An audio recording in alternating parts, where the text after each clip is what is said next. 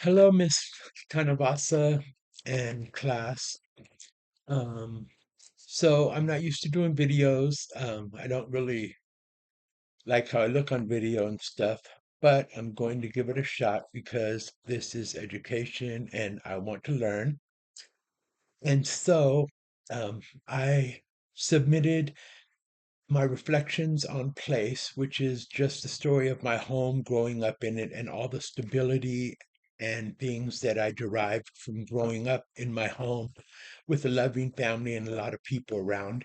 And although there was a lot of other things that weren't so positive that occurred, it was the love and the warmth of that environment that turned me into a very strong person and a person who has persevered through a lot of other pains, problems, and things, and made me the person I am today. So, the other questions in our assignment,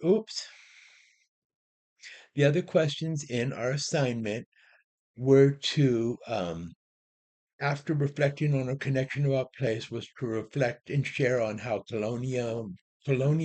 how colonialism has impacted this place, and this place being San Francisco, and a few of the other questions you asked. And so I hope that I cover from I mean, questions three, four, and five in evaluating the health of this place and all of that stuff. Oops.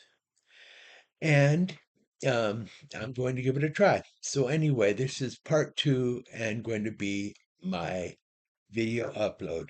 So when I did a little research, I found that the Moweekma Ohlone communities were the indigenous communities in and around San Francisco.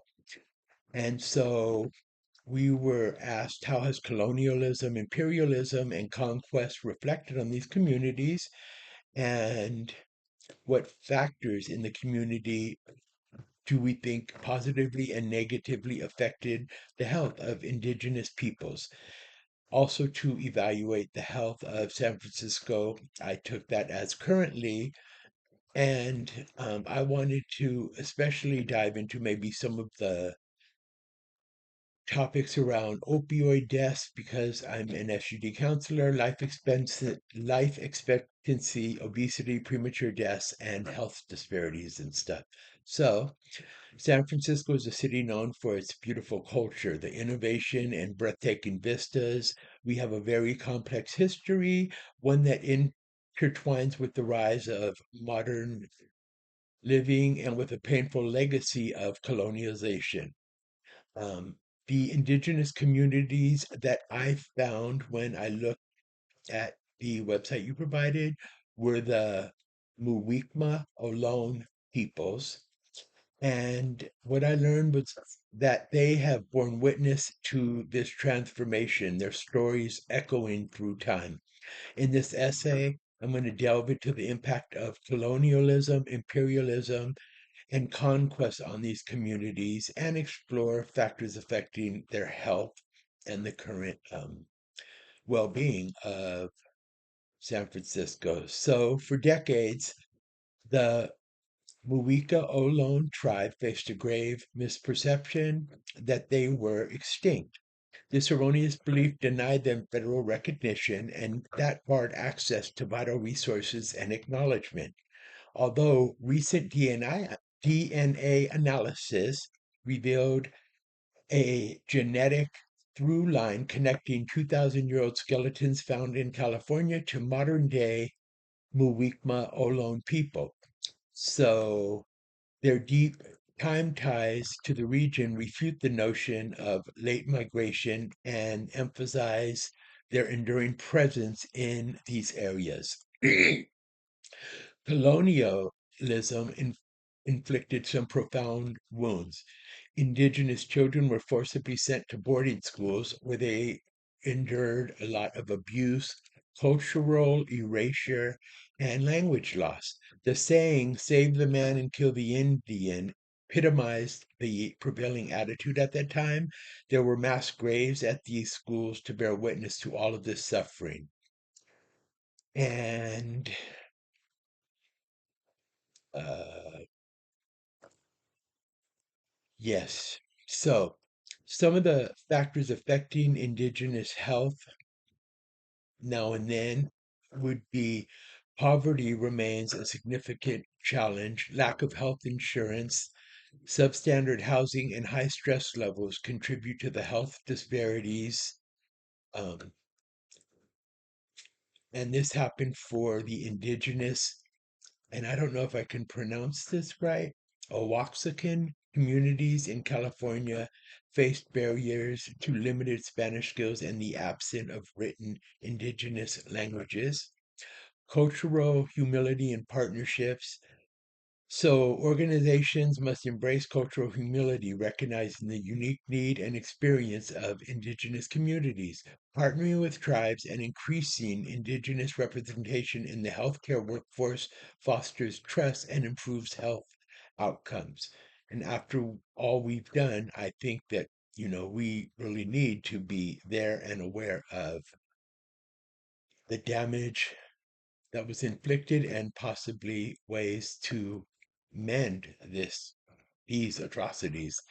Um, the substance abuse and mental health. So, substance abuse, exacerbated by historical trauma, plagues indigenous communities to this day, especially alcohol and also drugs. There are high rates of diabetes, suicide, and sexual assault, even in the communities modern communities, and healing requires addressing the intergenerational trauma and providing culturally competent care, which I think we are all responsible for.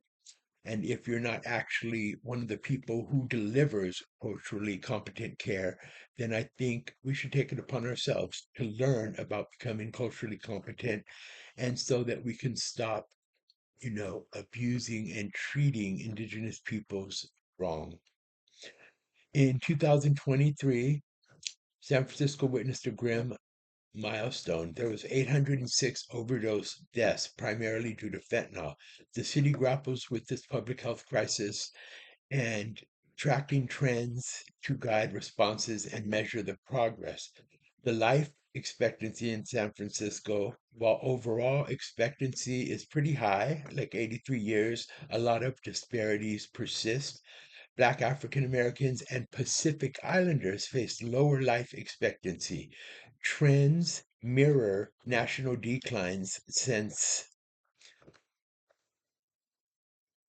20146. Sorry, I clicked the camera out of existence. Obesity rates influenced by socio-economic factors impact health. Premature deaths remain a high concern, necessitating targeted interventions. Health disparities and low income are definitely prevalent. Stark health disparities persist, linked to poverty, limited education, and racism. Indigenous communities bear the brunt of this, demanding equitable policies and resources, which I believe they've more than earned. In conclusion, so San Francisco's landscape can reflect both resilience and struggle.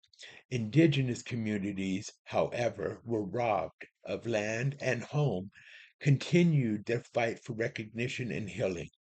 As we navigate the complexities of the present world, acknowledging our history and all the scars, we have to strive for a more equitable future, one where health disparities yield to compassion, understanding, and justice.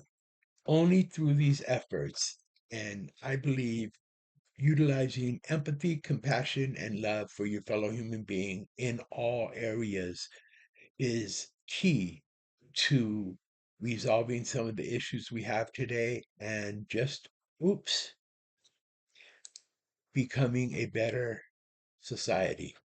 I hope I didn't ruin this video. This is the first time I ever presented my homework like this, and I hope it wasn't too disjointed. Ms. Tanabasa, thank you very much for this class and the opportunity to do this. I hope I do okay. You have a wonderful day, and thank you for this opportunity. Bye bye.